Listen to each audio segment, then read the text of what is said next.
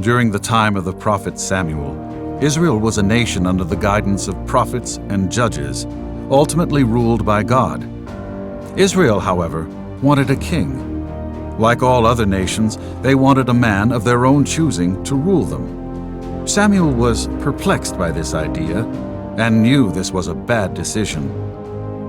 The people of Israel demanded a king. As usual, Samuel prayed. God answered his prayer and told Samuel, "Obey the voice of the people. They have rejected me from being king over them.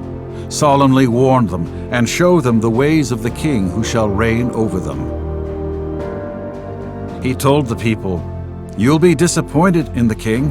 He will tax you, take land and crops from you, and work you harder than you thought possible."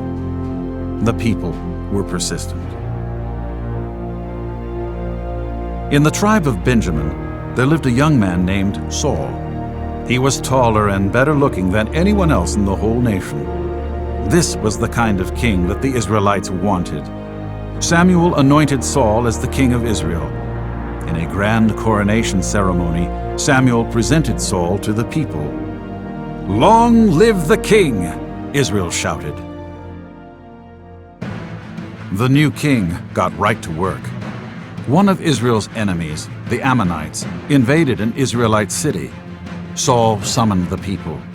The men came, hundreds of thousands of them. They gathered as an army, surrounded the city, and slaughtered the enemy. Saul went out again with his army and slaughtered another invading force. The more victory Saul had, the prouder he became. Israel and Saul soon forgot that God was responsible for their victory. But then something changed. After yet another successful battle, Saul was supposed to wait for the priest Samuel to come so he could offer a sacrifice. Instead, he decided that he himself was worthy of sacrificing to God. This was a big mistake. Samuel showed up soon after and confronted him. "You have sinned," Samuel told him. God's favor and blessing on Saul was about to change. Things got worse. Sure, Saul was enjoying great military success, but he was also disobeying God's commandments. As Saul came to one enemy city, preparing to conquer it, God told Saul and his army, "Destroy everything." But Saul disobeyed. Instead, he took the good stuff for himself. He didn't destroy it. He stole. God had to reject Saul as king of Israel. Later on, when God chose David to be Israel's next king, Saul's fury increased. He was jealous of David and called out his entire army to find David and kill him. Sadly, Saul's life came to an end during a battle with the Philistines. He was wounded by an arrow from the enemy. Rather than be killed by the enemy, he decided to end his own life.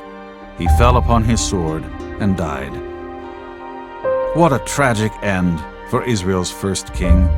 They had wanted a king so badly. They thought they had him, tall, strong, handsome, and a great warrior. But he rejected God, so God rejected him as king.